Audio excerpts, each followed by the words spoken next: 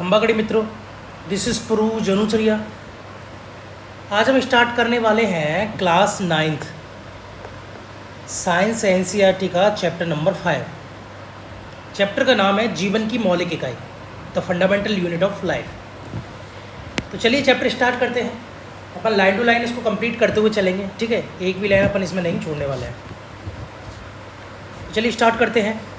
Car की पतली काठ के अवलोकन पर रॉबर्ट हुक ने पाया कि इनमें अनेक छोटे छोटे प्रकोष्ठ होते हैं।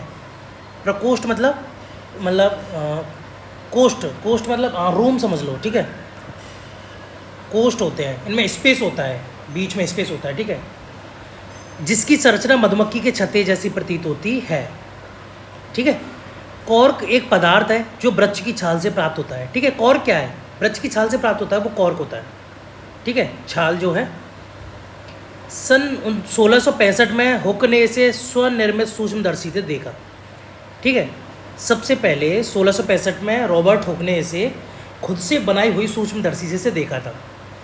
रॉबर्ट हुक ने इन प्रकोष्ठों को कोशिका कहा, प्रकोष्ठकों को, ठीक है। रॉबर्ट हुक ने इन प्रकोष्ठकों को क्या कहा? सेल कहा, ठीक है। सेल लैटिन शब्द है जिसका अर्थ होता है छोटा कमरा, ठीक है। सेल जो है एक लैटिन वर्ड है जिसका मतलब क्या होता है? छोटा कमरा, ठीक है। उपरोक्त घटना छोटी अथवा अर्थहीन लगी या लगती हो, लेकिन विज्ञान के इतिहास में एक बहुत ही महत्वपूर्ण घटना है। क्योंकि भाई बहुत ही महत्वपूर्ण घटना इसलिए है क्योंकि जीव जो है वो सेल से मिलकर बना होता है। उसकी जो बेसिक यूनिट होती है, ठीक है, फंक्शनल यूनिट जो होती है वो सेल होती है। अब ये सेल नहीं होगी जब तक उसकी बॉडी का निर्माण नहीं हो सकता। तो इसकी खोज हो गई, तो लग तो ऐसी रही है कि नॉर्मल, हाँ क्या खोजा है जो भी, लेकिन बहुत बड़ी खोज हो गई है, ठीक है। इस प्रकार सबसे पहले हुक ने देखा कि सजीवों में अलग अलग एकक होते हैं। इन एककों का वर्णन करने के लिए जीव विज्ञान में कोश का शब्द का उपयोग आज तक किया जाता है, ठीक है। आओ कोशिका के विषय में और जानकारी प्राप्त करें। तो अपन क्रियाकलाप देखते हैं। पहले प्याज का एक छोटा टुकड़ा लेना है। चिमटी की सहायता से हम प्याज की अवतल सतह की ओर, मतलब भीतरी सतह से झिल्ली उतार सकते हैं। अब जब भी देखते होंगे ना प्याज वगैरह, तो प्याज के अंदर जो पतली सी झिल्ली होती है अंदर की साइड में, ठीक है, उसके टुकड़ों के अंदर, उस झिल्ली को हम ईजिली अलग कर सकते हैं, ठीक है। इस झिल्ली को तुरंत पानी वाले वॉच ग्लास में रख लेते हैं। इससे झिल्ली मुड़ने और सूखने से बच जाएगी। हम इस झिल्ली से क्या करें? एक कांच की स्लाइड लो, इस पर पानी की एक बूंद डालो। अब वॉच ग्लास में रखी झिल्ली के इस छोटे टुकड़े को स्लाइड पर रख दो।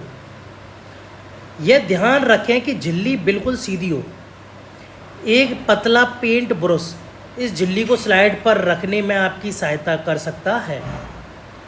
अब इस पर एक बूंद सेफ्रामाइन की डालो और इसे कवर स्लिप जो होती है से ढक दो, ठीक है। कवर स्लिप क्या छोटी छोटी होती हैं, ये गोल गोल होती हैं, ठीक है, चौकोर भी हो जाती हैं, गोल गोल होती है कवर स्लिप।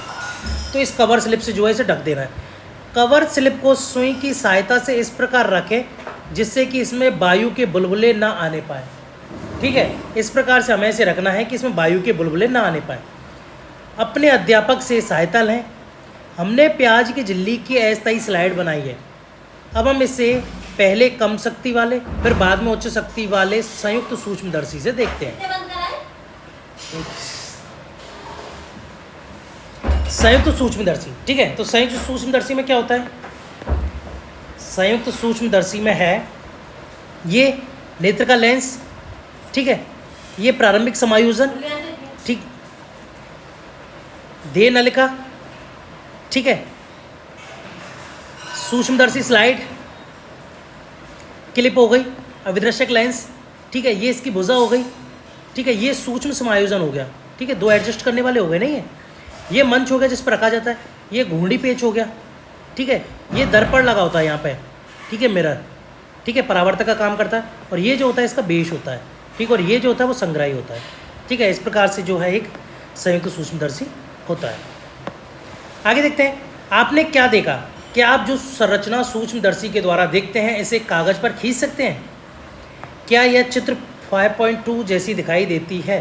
ठीक है, इस तरीके से ये बीच बीच में इसमें केंद्रक पाया जा रहा है। ये कोशिकाएं हो गई है, प्लांट सेल्स की हैं ये, ठीक है। प्याज की दिखा रहे हैं, प्याज की झिल्ली तो प्लांट सेल्स की हो गई है। अब हम विभिन्न प्रकार वाली आकार वाली प्याज की झिल्लियों से अस्थायी स्लाइड बनाएंगे। क्या हम देखते हैं? हम क्या देखते हैं? क्या हम एक समान संरचनाओं को देखते हैं, हाँ, अथवा भिन्न भिन्न?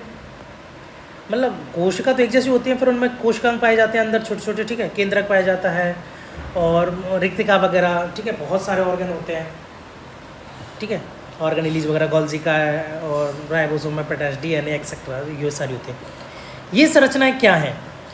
ये सभी संरचनाएं एक जैसी दिखाई देती हैं, ठीक है। ये बाहर वाली संरचनाओं की बात कर रहे हैं कि ये जो सभी संरचनाएं वो एक जैसी दिखाई दे रही हैं, ठीक है। उसके अंदर देखेंगे तो हमें बहुत सारी अलग अलग संरचना दिखाई देंगी। ये सभी मिलकर एक बड़ी संरचना सल्क कंद बनाते हैं, ठीक है। प्याज बना रहे हैं ये संरचनाएं जो हैं मिल करके, जैसे वही वाला सिस्टम हो गया ना, एक ईंट, दो ईंट, बहुत सारी ईंट, 1000, 5000, 10,000, इतनी सारी ईंट मिलकर एक मकान बना रहे हैं।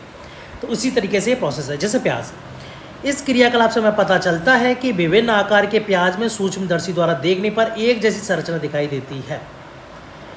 प्याज की झिल्ली की कोशिकाएं एक समान है। प्याज के आकार से इसका कोई संबंध नहीं। बिल्कुल सही बात है। आकार से क्या मतलब? भाई एक बात बताओ, ईंट से हर किसी के मकान की डिज़ाइन अलग अलग होती है। भाई ऐसा थोड़ी है कि ईंट यूज़ करें तो सभी की एक जैसी डिज़ाइन होगी, नहीं, सभी की डिज़ाइन अलग अलग होती है, वो नक्शा के ऊपर डिसाइड होता है, ठीक है। तो उसके प्याज के आकार से उसका कोई संबंध नहीं होता। अंदर जो है वो सेल से बनी होती है। सेल जो होती है वो सभी एक प्रकार की होती है, ठीक है, एक प्रकार की सेल जो है वो पाई जा रही है। ये छोटी छोटी संरचनाएं जो हम देख रहे हैं सल्क कंद प्याज की मूलभूत इकाई है, ठीक है। जो छोटी छोटी जो संरचना है या जो सेल्स हैं ये क्या है? सल्क कंद जो है, सल्कंद क्या है? प्याज है, इसकी मूलभूत इकाई है। इन संरचनाओं को कोशिका कहते हैं, ठीक है। इनको क्या कहते हैं? सेल। ना केवल प्याज बल्कि जितने भी जीव जंतु हम अपने आसपास देखते हैं वे सभी कोशिकाओं से बनते हैं, ठीक है। सभी सजीव जो हैं वो कोशिकाओं से मिलकर बने होते हैं। कुछ जीव एक कोशिक भी होते हैं, बिल्कुल सही बात है। अमीबा वगैरह हो गई एक कोशिका, ठीक है। अमीबा जो होता है वो एक ही कोशिका होते हैं, फॉर एग्जाम्पल, ठीक है, एग्जाम्पल हो गए। आवर्धक लेंस की खोज के बाद सूक्ष्मदर्शी का आविष्कार संभव हो सका। यह पता चला कि एकमात्र कोशिका स्वयं में एक संपूर्ण जीव जैसे अमीबा, क्लेमाइडोमोनास या क्लेमाइडोमोनास, पैरामीशियम, बैक्टीरिया हो सकती है, ठीक है। ये एक कोशिका जो है वो अपने आप में पूरा एक जीव है। जो एक कोश के होते हैं वो उनके लिए तो पूरा जीव ही है वो। इन सजीवों को एक कोशिक जीव कहते हैं। इसके अतिरिक्त बहुकोशिक जीवों में अनेक कोशिकाओं सहित होकर समाहित होकर विभिन्न कार्यों को संपन्न करने हेतु तो विभिन्न अंगों का निर्माण करते हैं। इसके कुछ उदाहरण क्या हो गए? फंगस हो गया या फंजाई, प्लांट हो गया, एनिमल्स हो गए, ठीक है। क्या हम कुछ और एक कोशिक जीवों के विषय में पता कर सकते हैं? तो बिल्कुल। प्रत्येक बहुकोशिक जीव एक कोशिका से ही विकसित हुआ है। भाई एक्चुअली क्या स्टार्ट में होता है ना गैमेट, ठीक है, जो निषेचन वगैरह होता है तो क्या बन जाता है? जायगोट बन जाता है, ठीक है। तो ये सिंगल सेल होती है। इस सिंगल सेल से ही पूरे जीव का निर्माण होता है। भाई जायगोट होता है, ठीक है। इस जायगोट से ही क्या होगा? पूरी ह्यूमन बॉडी, पूरा जो भी किसी की भी बॉडी हो, ठीक है, इवन प्लांट वगैरह, सिंगल एक कोशिका होती है, वो विभाजित हो के जो उनमें समसूत्र विभाजन पाया जाता है। इस तरीके से विभाजन करके अरे क्या बोल रहा हूँ यार, इस तरीके से विभाजन करके वो जो है एक बड़ा जीव, बहुकोश के जीव बना लेती है, ठीक है। कैसे? कोशिकाएं विभाजित होकर अपनी जैसी कोशिका बनाती है, ठीक है, समसूत्र विभाजन द्वारा। इस प्रकार सभी कोशिका अपने पूर्ववर्ती कोशिकाओं से उत्पन्न होती हैं, ठीक है। सभी कोशिकाएं जो है वो अपनी पूर्ववर्ती कोशिकाओं से उत्पन्न होती है, ठीक है। अभी अपन एक बार ये देख लेते हैं, इंपॉर्टेंट है ये, ठीक है। एनसीईआरटी में अपने को ये तो बिल्कुल छोड़ना ही नहीं है। कोशिका का सबसे पहले पता रॉबर्ट हुक ने, ठीक है, 1665 में लगाया, ठीक है। ये डेड सेल पे लगाया था उन्होंने। उसने कोशिका को कार की पतली काट में अनगढ़ सूक्ष्मदर्शी की सहायता से देखा, मतलब उन्होंने खुद ही बनाया था उसको और फिर उससे देखा था। ल्यूवेनॉग, ठीक है, 1674 में इन्होंने सबसे पहले जीवित को देखा। सबसे पहले उन्नत सूक्ष्मदर्शी से तालाब के जल में स्वतंत्र रूप से जीवित कोशिका का पता, ठीक है। तो कोशिका का सबसे पहले पता रॉबर्ट हुक ने 1665 में, लेकिन जीवित कोशिका का ल्यूवेनॉग ने 1674 में पता लगाया था। रॉबर्ट ब्राउन ने 1831 में कोशिका में केंद्रक का पता लगाया, ठीक है। केंद्रक का पता किसने लगाया? रॉबर्ट ब्राउन ने। पुरकिंजे जो है, जे पुरकिंजे ने 1839 में कोशिका में स्थित तरल जैविक पदार्थ को जीव द्रव्य नाम दिया, ठीक है। जीव द्रव्य नाम किसने दिया? पुरकिंजे ने 1839 में, जो कोशिका के अंदर पाया जा रहा है। दो जीव वैज्ञानिक थे, स्लाइडन और श्वान, ठीक है, मैथियस स्लाइडन और थियोडर श्वान। ठीक है, ये थे 1838 और 1839 ने कोश का सिद्धांत के विषय में बताया। इस सिद्धांत का, ये कोश का सिद्धांत जो वो अगली कक्षा में है, मतलब 11th क्लास में दे रखा है, कुछ में रीड करोगे इसको, ठीक है। इस सिद्धांत के अनुसार सभी पौधे तथा जंतु कोशिकाओं से बने हैं और वे जीवन की मूलभूत इकाई है, ठीक है। विर्चो, रुडोल्फ विर्चो जो है 1855 में ने कोश का सिद्धांत को और आगे बढ़ाया। उन्होंने बताया कि सभी कोशिकाएं पूर्ववर्ती कोशिकाओं से बनती हैं। रुडोल्फ विर्चो ने क्या बताया कि सभी जो कोशिकाएं बनती हैं वो अपनी पूर्ववर्ती कोशिकाएं, पूर्ववर्ती कोशिका मतलब अपनी पेरेंटल सेल से ही बनती हैं, ठीक है, अपनी पूर्वज सेल्स, पेरेंटल सेल्स उनसे। 1940 में इलेक्ट्रॉन सूक्ष्मदर्शी की खोज, ठीक है, इलेक्ट्रॉन सूक्ष्मदर्शी की खोज कब हुई? 1940 में। इससे तो बहुत एकदम सुधार हो गया, एकदम रिवॉल्यूशनरी चेंजेज आए, ठीक है। खोज के बाद कोशिका की जटिल संरचना एवं बहुत से अंगकों को समझना संभव हो सका, ठीक है। तो रॉबर्ट हुक, एक बार देख लेते हैं, रॉबर्ट हुक, ठीक है, इन्होंने क्या है, सेल की खोज की, लेकिन ये जो सेल थी वो डेड सेल थी, ठीक है। ल्यूवेनहॉक, इन्होंने लिविंग सेल की खोज की, ल्यूवेनहॉक जो है, ठीक है, लिविंग सेल की खोज किसने की? ल्यूवेनहॉक ने, ठीक है। और उसके बाद जो है रॉबर्ट ब्राउन ने न्यूक्लियस की, ब्राउन ने किसकी की? न्यूक्लियस, ठीक है। और पुरकिंज ने किसकी की थी? पुरकिंज ने जीव द्रव्य की थी। स्लाइडन और श्वान जो थे इन्होंने कोश का सिद्धांत दिया। विर्चो ने इसको और आगे बढ़ाया, ठीक है। और इलेक्ट्रॉन सूक्ष्मदर्शी की जो खोज हुई थी वो हुई थी 1940 में। यहाँ तक है। आगे अपन देखते हैं, क्रियाकलाप देखते हैं। हम पत्ती की झिल्ली, प्याज की मूलाग्र अथवा विभिन्न आकार के प्याज की झिल्ली के अस्थायी स्लाइड बना सकते हैं। बिल्कुल। उपरोक्त क्रियाकलाप करने के बाद निम्नलिखित प्रश्नों के उत्तर दीजिए।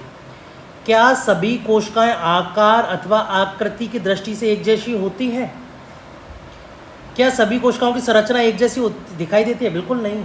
क्या पादप के विभिन्न भागों में पाई जाने वाली कोशिकाओं में कोई अंतर होता है? बिल्कुल होता है। हम कोशिकाओं में क्या समानता दिखाई देती, हमें कोशिकाओं में क्या समानता दिखाई देती है? तो बाहर से दिखाई देती है, झिल्ली, ये वो वगैरह एक्सेट्रा। कुछ जीवों में विभिन्न प्रकार की कोशिकाएं भी हो सकती हैं। निम्नलिखित तस्वीर को देखो, ये मानव शरीर की कुछ कोशिकाएं, तो ये रुधिर कोशिकाएं हो गई, ठीक है, ये चिकनी पेशी की कोशिकाएं हो गई, ये अंडाणु की हो गई, ठीक है, ये अस्थि कोशिका, ये स्पर्म की हो गई, ये वसा कोशिका हो गई, तंत्रिका कोशिका कहाँ गई? ये रही तंत्रिका कोशिका, ये हो गई। तो अलग अलग प्रकार की कोशिकाएं होती हैं, ठीक है। तो चलिए फिलहाल के इतना ही, आगे हम फिर आएंगे आपके लिए आगे का पार्ट लेकर। तब तक के लिए थैंक यू।